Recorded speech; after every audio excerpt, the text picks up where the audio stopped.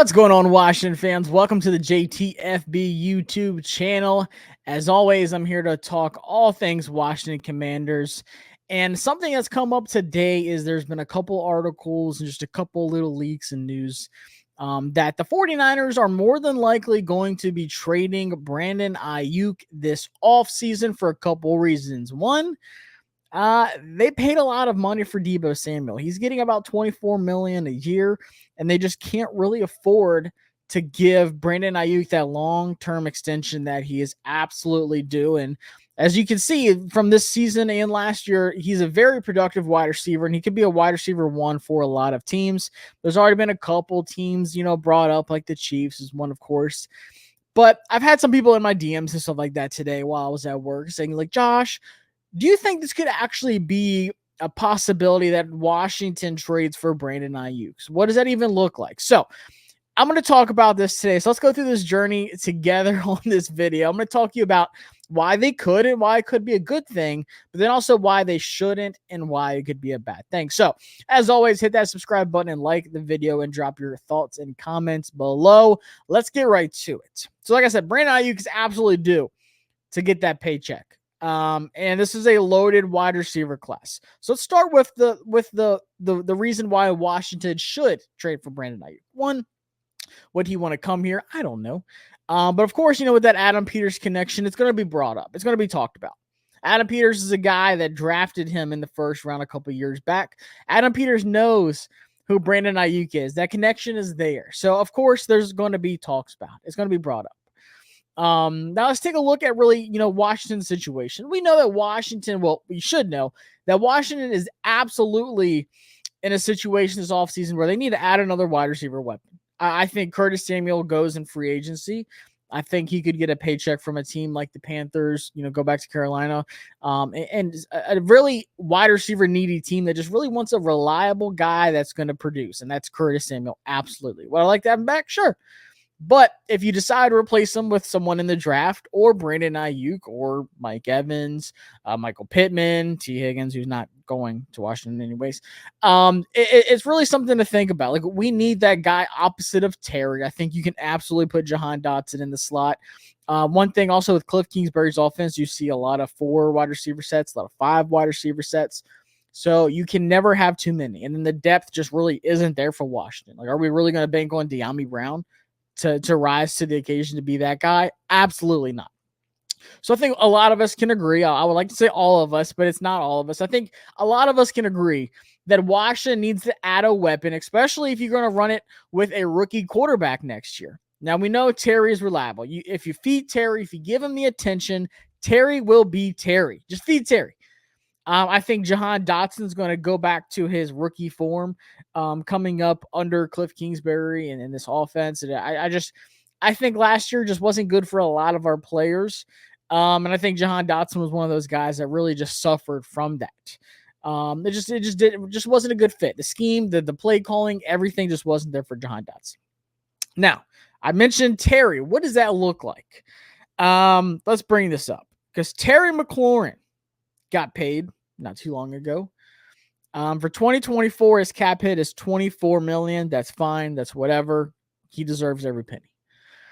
But Terry McLaurin's getting old. He's going to be 29 this season coming up. I think his birthday is in like September. Terry's getting old. By the time his contract is up and he's a free agent in 2026, he's going to be 31, which is hard to believe. Like, I feel like we just drafted Terry. But I want to say when he came out in the draft, he was like 24. He was already really old. Like, that was the knock on Terry's profile. His route tree, can he get separation? But more importantly, how old he is. Like, he wasn't like Jamar Chase coming out at like 20 or anything like that. Terry came out already up there in age. And it's fine. It's whatever. But this is the knock on it, is how many years do you have left of Terry just being Terry?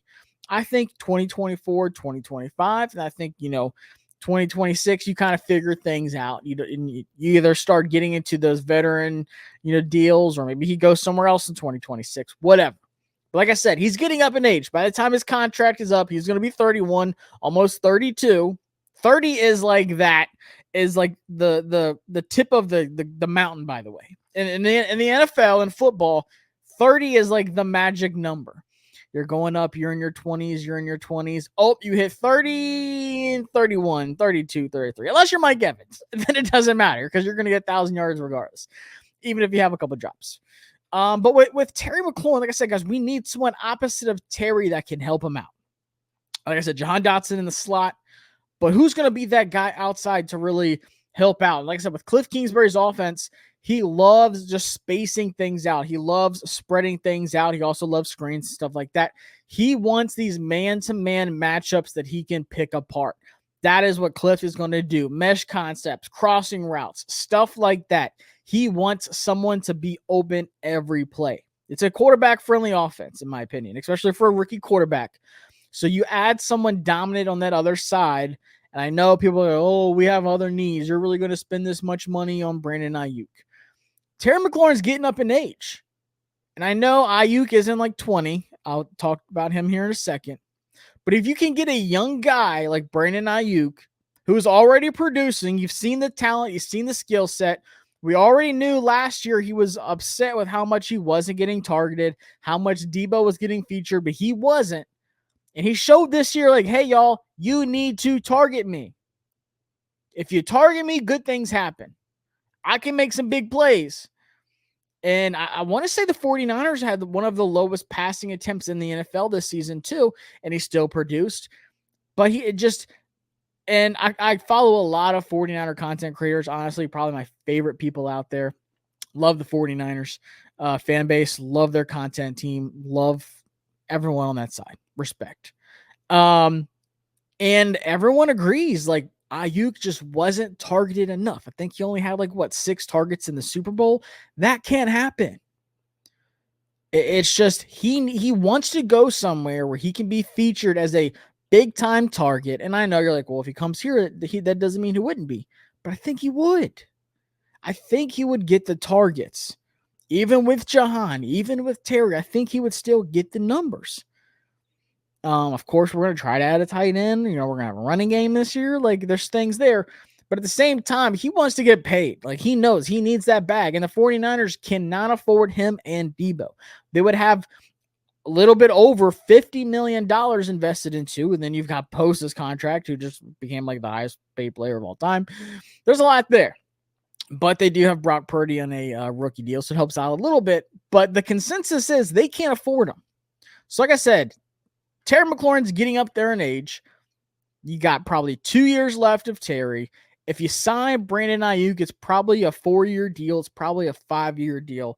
So let's take a look at Aiyuk real quick, and then I'm going to get into the numbers. I'm going to start breaking it down, what that looks like. So Brandon Aiyuk, what is he? 6 foot, 200 pounds. He plays a little bit bigger than that. But he's only 25. He'll be 26. I want to say March, something like that. It's coming up. But still, 26. If you give him a 4-year deal, it ends right about 30 or so. Maybe 5-year deal, whatever. 31, that's fine. He's still younger compared to Terry. Like I said, once again, he's obviously not 20, 21.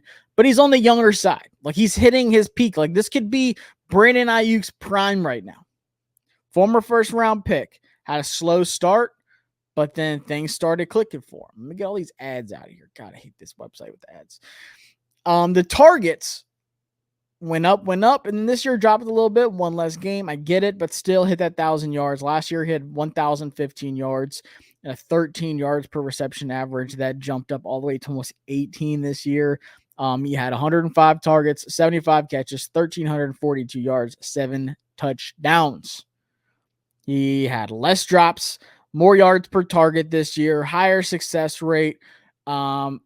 Just the big plays from Aiyuk were there this year. It just seemed like he showcased more of that big play ability this year, which really is the jump in the yards per reception. You see the longest he had this year was 76. Before that, it was 54. Like I said, the first downs went all the way up from 47 to 61. I think Aiyuk is hitting that prime right now. And he's not that old. So like I said, what does that look like contract-wise? What would he be? Oh, another ad. I'm telling you guys, they're all over the place. I had this thing ready to go. What does that look like for contracts in the NFL? Well, of course, Tyreek Hill is the highest paid player. Terry, like I said, Terry got paid too. Much deserved. He's 29. Tyreek Hill, you got Devontae Adams, Cooper Kupp, AJ Brown, Stephon Diggs, DK Metcalf. There's Debo.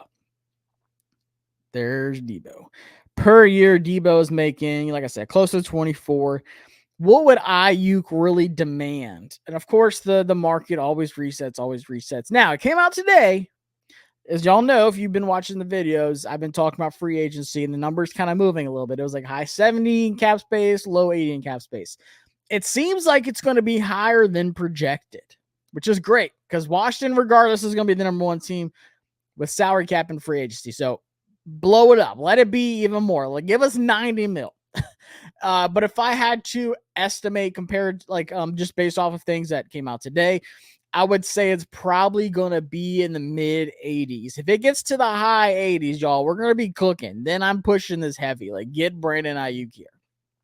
If I had to guess, I'm going to say 85 mil, maybe 86. I'm feeling a little confident in that. Like I said, it came out today. The salary cap's possibly, it's not official, possibly and likely going to be much higher than expected. So that's great because Washington's number one. So say we do get 85, whatever. Let's just say 85. What is he going to demand? Well, Terry's getting 23.2. It's more than that. It's going to be more than Debo. He's a better receiver than Debo, in my opinion. Like, pure receiving wise, he's better than Debo. 23.85. Yes. More than DK, more than Diggs. This is where I start to hit the brakes. AJ Brown, Cooper Kupp, Adams. Like I said, the market's going to reset. So it's not like, oh, he's better than Cooper Kupp. He's better than AJ Brown. Like, that's not what it's saying. The market's resetting. And he's younger than Tyreek Hill. He's younger than Devontae Adams, Cooper Kupp, AJ Brown, Stephon Diggs, DK. I mean, the youngest one on here, you got to go down a ways. 29, 28, 29, 28, 30s, 31, 24. Jamar Chase is the youngest guy, and he's down the list. So the age really does help too. But what does it look like? If I had to guess, I'm going to say 26 and a half a year. 26 and a half a year for Brandon Aiyuk. So even if we do trade for Brandon Aiyuk, and I'm going to get into that here in a second as well, say we have 85 mil, say we give him 26 and a half per year, that still leaves us with 58 and a half mil in the offseason free agency to spend. That's a lot. The only like big name, like dramatic signings that you like, well, I don't know, we kind of need some money on like L'Jarius Sneed. If he even hits free agency, like that'd be like a big splash guy where you need a lot of money. But outside of that, it's like 10, 12, 8. Like, it's not like we're signing it. Like, this would be the big splash, which is fine. Build it up. Get Brandon Aiyuk here. Because like I said, it's an easy transition too. When Terry starts fading out, Brandon Aiyuk is right there taking it over. Like, he's already there. He's already good to go. So you have the money. Situation-wise, it makes sense. Because like I said, just with Terry, Jahan, you need help. You need some help. Bad. Trust me, we need it bad. And little nugget, some of y'all know this, some of y'all don't. He played at Arizona State with Jaden Daniels. So if they decide to even go Jaden Daniels, you already have that connection as well. Now, I don't know if they're friends. I don't know if they're like best friends, whatever, because there's actually a lot of teammates that hated Jaden Daniels when he left. Like, if y'all remember the video of Jaden Daniels when he transferred to LSU, they were just like throwing stuff away. There was like a video they were recording, like dogging Jaden Daniels, like just throwing his locker room stuff in the trash. Like, they hated him. So I don't know if Brandon Aiyuk was one of those guys. I don't think so. I think Aiyuk was out. He was probably already in the NFL by then. But still, like, they know each other. They have somewhat of a connection there. They didn't play together long, but they played together. So you have that. So that's the positive. We have a situation to where it would work. We have the money to where it'd make it work. Now let's look at the draft capital to see if we have, what it takes to make it work. I think in a perfect world, the 49ers would want to trade Aiyuk for a first, like a late first. The Chiefs is the one that comes to mind. Do you really want to give the team that just beat you in the Super Bowl your best wide receiver? The one thing that they're missing, I mean, it would be perfect. Him opposite of Rashee Rice would feed families. And then Kelsey, you got another year or two of him, whatever. They're going to win the Super Bowl again next year. If that happens, they're going to tag Sneed or pay Sneed. maybe Chris Jones. I don't know. They can't tag Chris Jones. They have to pay him. So maybe they tag Snead, pay Chris Jones, and then trade Aiyuk. I don't know how the heck they'd pay Aiyuk too. But still, maybe Chris Jones goes and they use that money towards Aiyuk, whatever. Ideally, they want a late first round pick for him. This is a really deep wide receiver draft too, so that's what I'm going to talk about as well. But Washington has that high second at pick 36. Would that be enough? Like I said, you realistically don't want to trade him to the Chiefs. So a pick like 36, where it's pretty dang on close to the first round, I think that's good enough. Now, in a perfect world, you're like, yeah, we'll offer you 40. But if they're like, now we need 36, and then you have to pay him, you still have 40. You're picking your quarterback at 2. You have the 40 to take offensive linemen or whoever you like there, preferably offensive linemen. They're at 40. Like I said, probably would take 36 to get Aiyuk, which it's okay. This is the positive side. I'll talk about the negative here in a second. So that's my case for yes, Washington should do it. We need help on the offense. We have the salary cap. Do it now. Do it now while it's high. Spend that money. Might as well. We have a situation where he could, thrive. Once again, rookie quarterback, would he want to come here? Stuff like that. We're in a rebuild to some people. I don't think we are. I think we're just revamping. We're not rebuilding. We're revamping. We are changing the sign at the front of the store. Just a I don't want to say rebrand. That's like PTSD. We're just revamping. Okay. Same name, different adults in the building. So that's the positive. Now, what's the negatives? One, it is a lot of money. Because like I said, you do have a lot of needs on this team. You could pay a Snead. You could go get a Dalton Schultz. You could, like I said, I'm doing all my free agency stuff now. You could go get Daniil Hunter. That could be another big splash in free agency where you're spending, 20s in the mid 20 range, low 20 range in the millions. Where you could run out of money fast if you throw that kind of money at Brandon Aiyuk. And then if you pay a premier edge rusher, you're like, okay, we're down to like 15 now. Now we gotta do this smart. So yeah, maybe it's a bad idea because you could really dip into that, and there's just a lot of needs on this team right now. But also, when you're taking a look at the draft, like I said, you have pick 36, you have pick 40. If you trade pick 36 for them, you might miss out on that offensive lineman that you really want. You might miss out on that left tackle that slips to the second round because this is a crazy draft. This is a crazy draft with quarterbacks, wide receivers, which I'm getting ready to talk about, corners, edge rushers, offensive linemen. The first round, there's only 32 picks. And I'm telling you, there's a lot more than 32 guys who are first round talents, whether it's on offense or defense.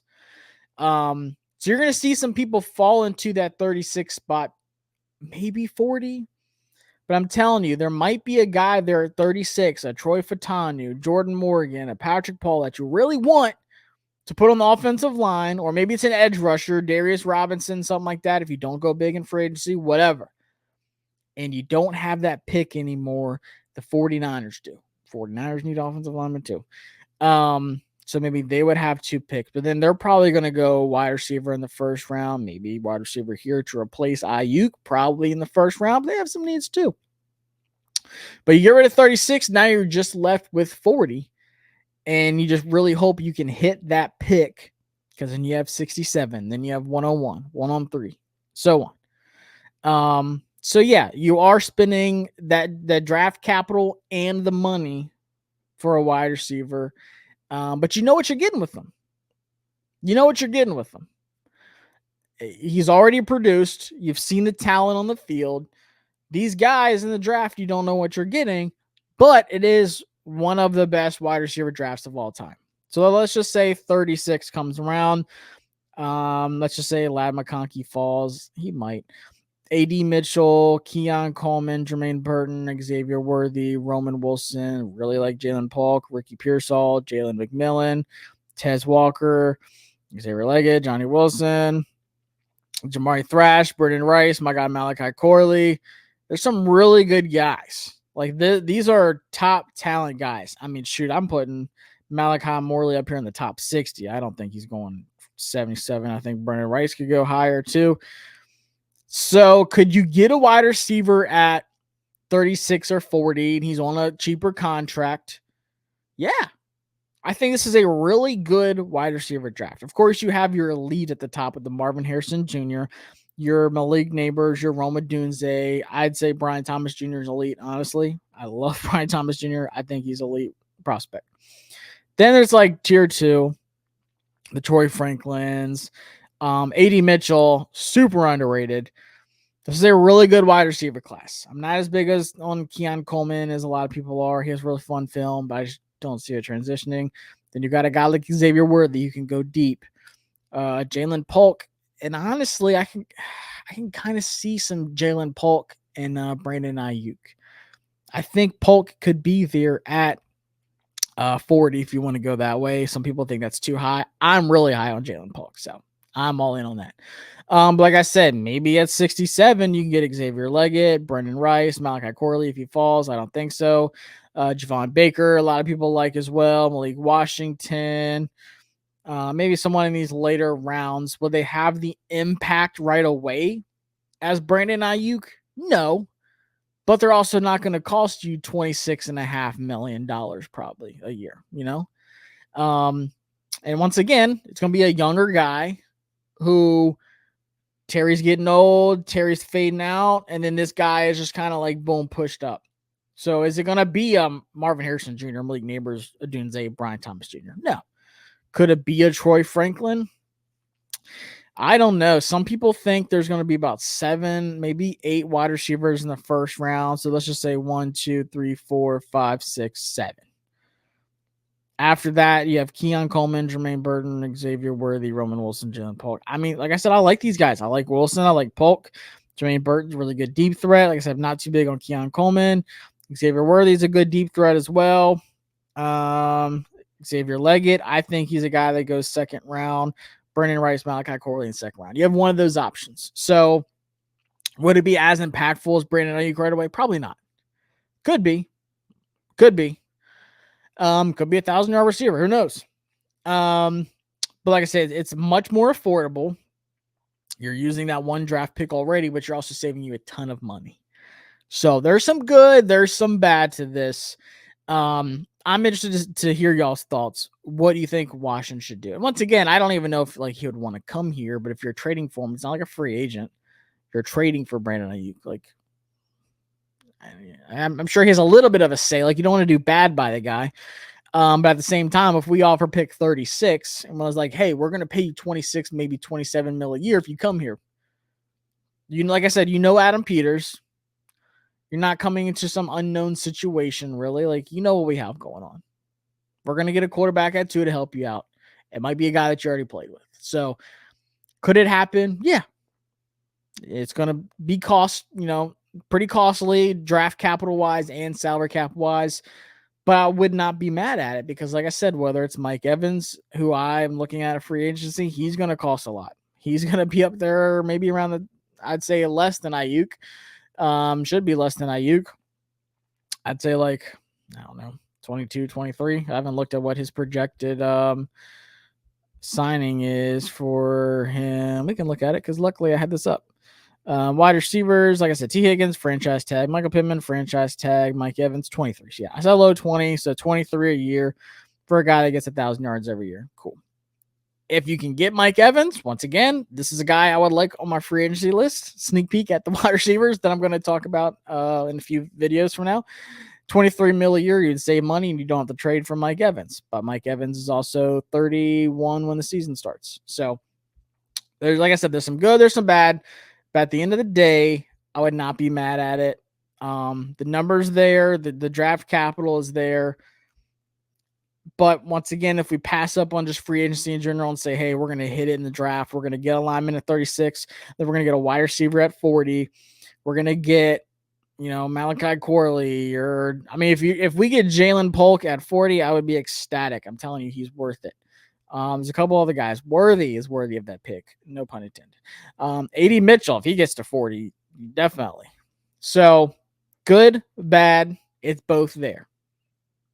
you can argue both sides of it, and I would totally understand. So appreciate y'all tuning in. Hope this was informative somewhat.